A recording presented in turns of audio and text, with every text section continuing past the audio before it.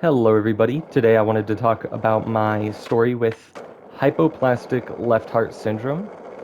It is the underdevelopment of the heart, from what I understand, at least the left ventricle of the heart, or it's missing. It's both of those. I believe mine was missing or underdeveloped. I can't remember which one. Probably missing.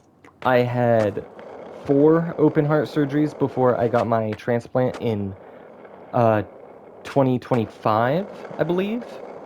It was around Christmas time when I had got it right out of high school. And it was rough. So when I was born, I had to get flown to the nearest, like, city hospital because I live in a small town. Uh, I don't remember anything from that time, but I do know I got a scar on the frontal lobe from low oxygen when I was a baby because I didn't get immediate surgery. It took a day, I believe, about a day. And so I my parents were told that I would be born brain dead or just dead. And I'm here, so that's nice. But it was kind of rough growing up. I ended up getting a little bullied by some people, at least from what I had thought. I I don't know, it's a little hazy, but I did get massive anger issues at the time. This is about elementary, like first grade. I couldn't do numbers because of the scarring, and since it's on the frontal lobe, I couldn't do any uh, decision making that well either. And because of that, I would just get really angry and lash out for no reason at all. I got a lot better about this, especially in high school, where I didn't freak out on the teachers anymore or the kids. But it was a big problem in elementary school, and a lot of people only know me now in this town as the angry one. At least the ones that were in the classes. They tell stories of how I threw the chairs and stuff, but even if someone is like that in elementary, they can grow out of it. I I think I'm one of the better examples of it. I may not be the smartest still, but I got it done. I got through school. I could do it. But it took a lot of energy from my parents, my mom especially.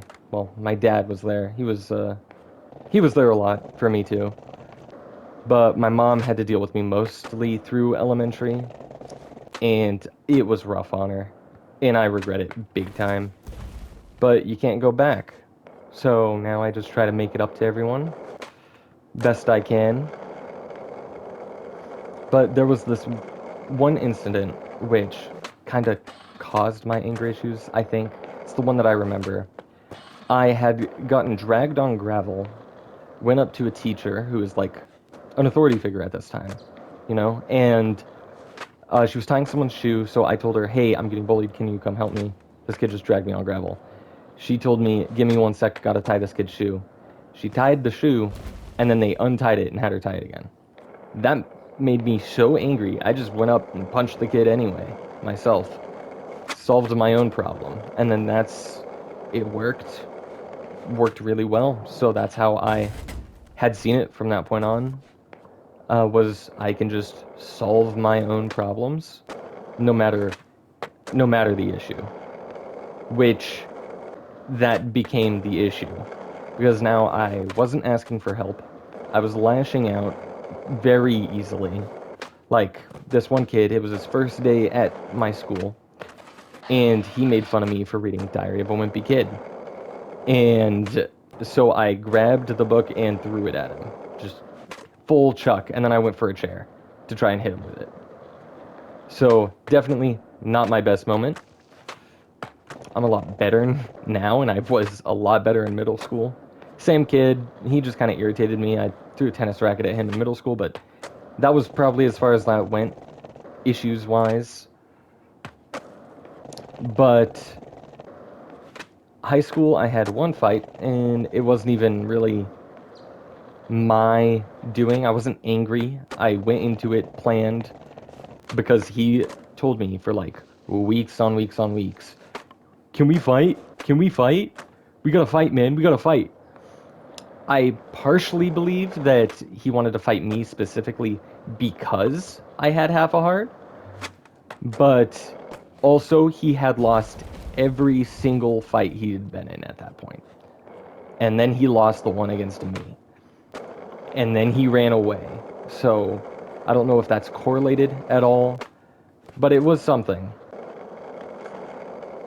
I also haven't kept up with anyone really in high school other than like a couple of people. So I'm one of the lucky ones that still has friends from elementary too. So I'm not like in a bad position. But with the heart stuff, especially the transplant, it got really bad. I got kidney failure during my transplant. So I started hallucinating, crazy dreams. I thought someone was playing Monster Mash upstairs for like 2 days straight. It was keeping me up at night. It was bad. But that issue got solved slowly. I just had to eat a little better. And then after the transplant, I got my first job after 5 years of looking. And I didn't go straight into college. And I kind of regret it. I I don't know if I would have been smart enough for what I wanted to go into anyway, but I explained this in one of my other videos. But yeah, living with the hypoplastic left heart syndrome is rough. It's hospital visits every 2 weeks, or every 2 months for me. It was, at least. So it wasn't too bad there. But when it came to school, I couldn't run the mile. They wouldn't let me. I couldn't even attempt it. So that was kind of rough. I tried anyway. I ran anyway. Uh, because I didn't like people telling me what I can and can't do. And now I'm on YouTube just because I felt like it. Mostly because I felt like it. Because I've always beat the odds, no matter what I've done. And I feel like I have a chance of doing it again. So, if we could make that happen, that'd be great. I already have some plans for videos up ahead, and I still got lots of stories I can tell. So, I will see you all later.